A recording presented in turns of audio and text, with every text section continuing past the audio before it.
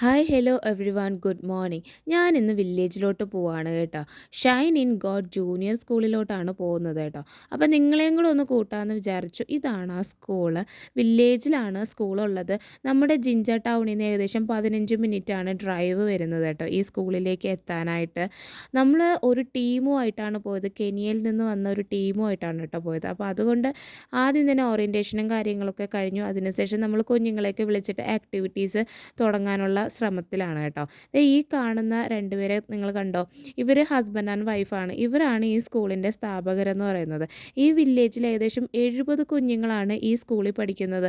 വളരെ കഷ്ടപ്പാടിലൂടെയാണ് അവർ ഈ സ്കൂൾ മുന്നോട്ട് കൊണ്ടുപോകുന്നത്. അത് നിങ്ങൾക്ക് ആ സ്കൂളിൻ്റെ ക്ലാസ് റൂമും കാര്യങ്ങളൊക്കെ കാണുമ്പോൾ തന്നെ മനസ്സിലാവും എത്രത്തോളം കഷ്ടപ്പാടാണ് ആ സ്കൂൾ മുന്നോട്ട് കൊണ്ടുപോകുന്നതിന് എന്നുള്ളത്.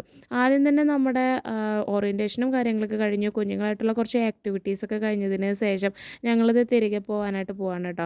ഞങ്ങളുടെ പണികളെല്ലാം കഴിഞ്ഞു.